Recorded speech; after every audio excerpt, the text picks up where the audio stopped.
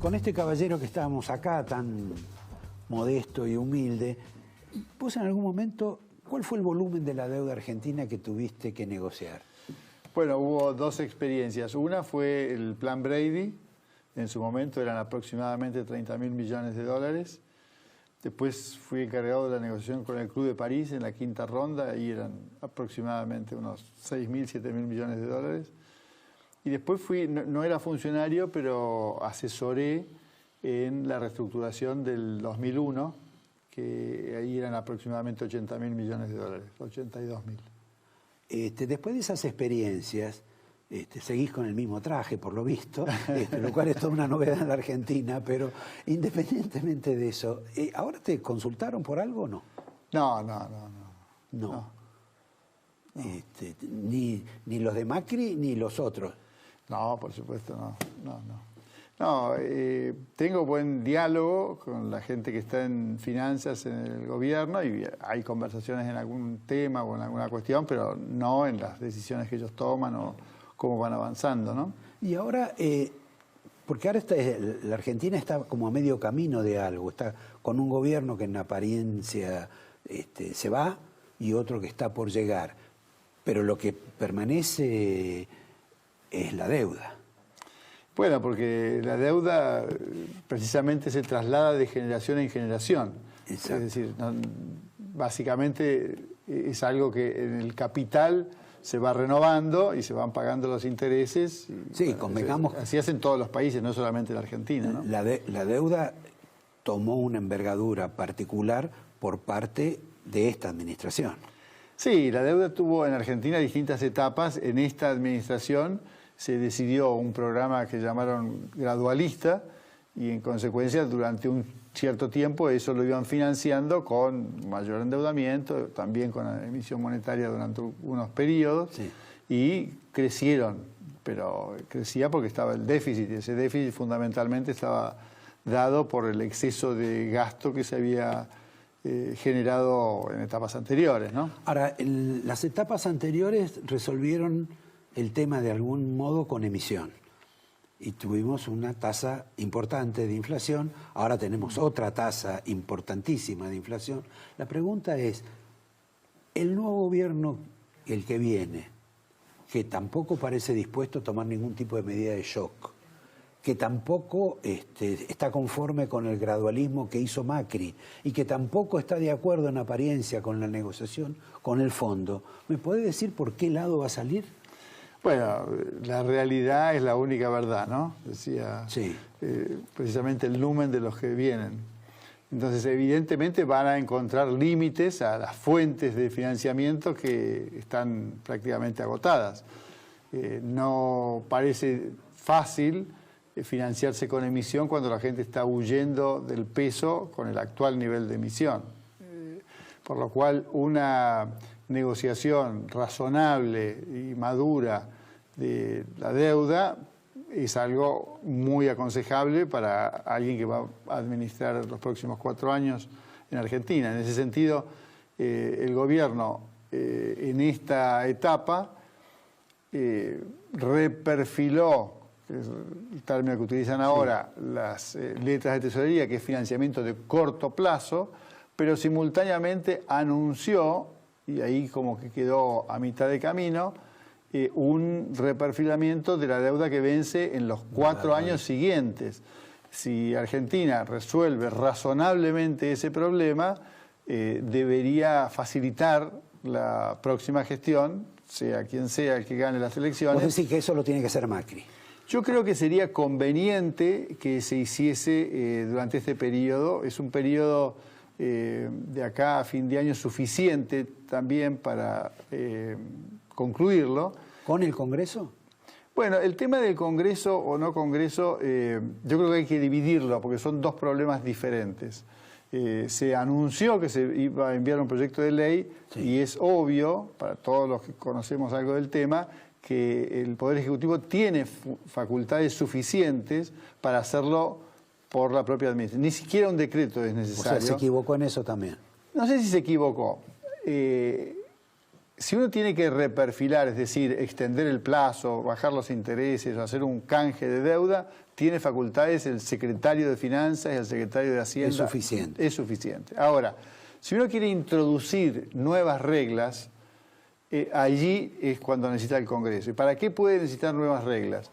En el año 2001 se discutía, no sé si se acuerdan, el tema de un procedimiento de la quiebra de los estados que planteaba Ann Kruger, que en ese momento estaba en el Fondo Monetario. Finalmente se impuso la otra teoría, que era la de un señor que se llamaba John Taylor, que era el secretario del Tesoro, subsecretario del Tesoro de Estados Unidos. El de los... el que hablaba de que los contribuyentes los americanos... Bueno, ese era el jefe, ese era O'Neill. Ah, O'Neill, sí. Ese era el jefe. Este era, este era más serio. Claro. Pero, ¿en qué consistía? En que en los contratos se incluyeran cláusulas, que se llaman cláusulas de acción colectiva, por los cuales una mayoría obligaba a la minoría. Es decir, si yo tenía el 66% que aceptaba la transacción, el 33% tenía que ajustarse también a esos términos. Ahora, eso vale con los bancos acreedores, vale con los fondos acreedores, con los particulares privados, pero ¿eso vale con el fondo? Eso no, el fondo es otra discusión, pero eso vale para la ley, los bonos ley extranjera. Tienen esas cláusulas actualmente. Si Argentina tiene que ir a una negociación, puede hacerlo a través de ese mecanismo. Ahora, en los bonos ley argentina, ese mecanismo no existe. Entonces, si se quiere introducir ese mecanismo, es razonable que para eso vaya al Congreso. No, eso es para los bonos, digamos. Claro, no para el reperfilamiento, que eso se hace por decisiones de la propia administración. Yo creo que eso no está suficientemente explicado y es importante que sea claro. Ahora, la deuda con el fondo está separada de la otra. ¿Qué dimensión tiene una y qué dimensión tiene otra? Bueno, lo que habría que reperfilar son aproximadamente 50.000 millones de dólares, de los cuales 30.000 son de ley extranjera y 20.000 son de ley local.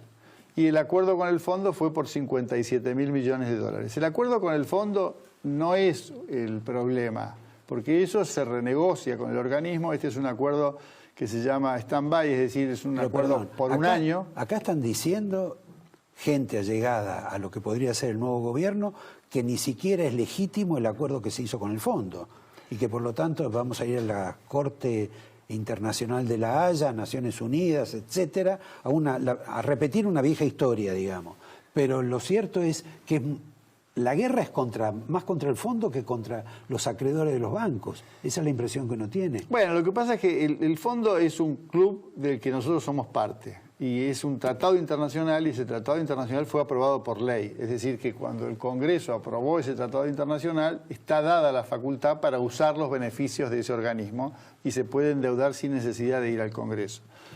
Ahora, el fondo tiene un esquema para asegurarse el recupero de lo que presta, que consiste en una política económica que permita generar excedentes para recuperar y poder pagar la deuda. Son las condicionalidades. Son las llamadas condicionalidades.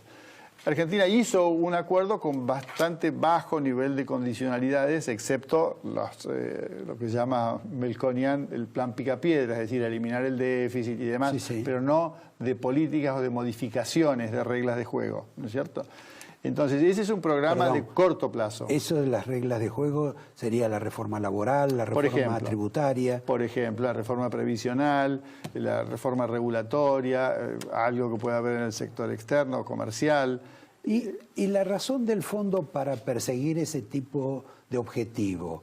¿Que es una razón ideológica? Porque ellos estamos hablando de plata. Lo que deben querer es recuperar la plata. O sea que le da lo mismo si la plata la sacan de esta copa o la sacan de estas gafas. No necesariamente, porque el fondo lo que tiene su misión es evitar las guerras. El mundo llegó a las guerras gravísimas, Primera y Segunda Guerra Mundial, por situaciones financieras en última instancia. Entonces, como los balances de pago, cuando hay desequilibrios, generaban estas situaciones bélicas, se organizó una institución de cooperación internacional para financiar al país que le faltan recursos para balancear sus cuentas y de esa manera encontrar un sistema más tranquilo, menos violento que el que tuvimos en el pasado. Entonces, esa es la finalidad sustantiva del fondo, y nosotros formamos parte de ese club y obviamente lo usamos cuando es necesario, como lo usan otros cuando es necesario.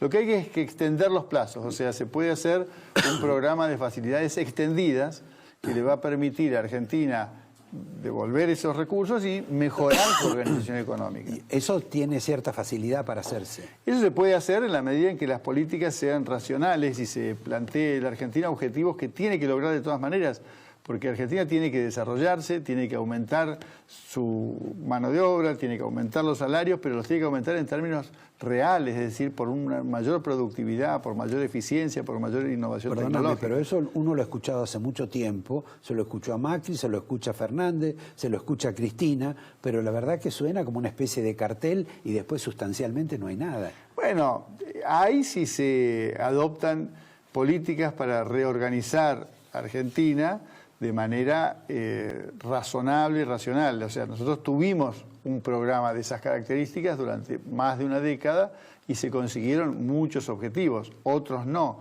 pero hay que perseverar, ¿no?